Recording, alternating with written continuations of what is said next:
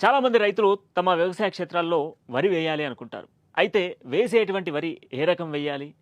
ఎక్కువ దిగుబడి దేంట్లో వస్తుంది అని చాలామంది ఆలోచిస్తూ ఉంటారు. అయితే ఈసారి సరికొత్తగా మీ ముందుకు తీసుకొస్తున్నాం డిఆర్ఆర్ 75.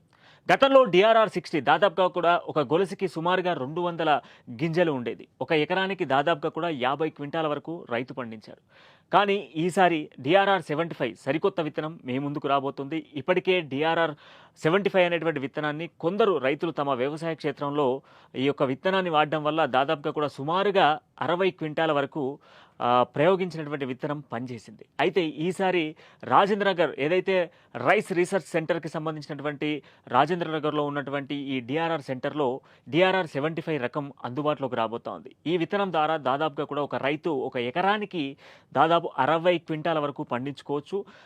రాబోయేటువంటి రోజుల్లో దీన్ని మరికొత్తగా మెరుగులు దిద్ది దాదాపు ఒక గొలుసుకి 1000 గింజల వరకు వచ్చే విధంగా తీర్చిదిద్దాలి అనేటువంటి ఎజెండాతో కూడా రాజేంద్రనగర్ రైస్ రీసెర్చ్ సెంటర్ వాళ్ళు ఆలోచిస్తున్నారు.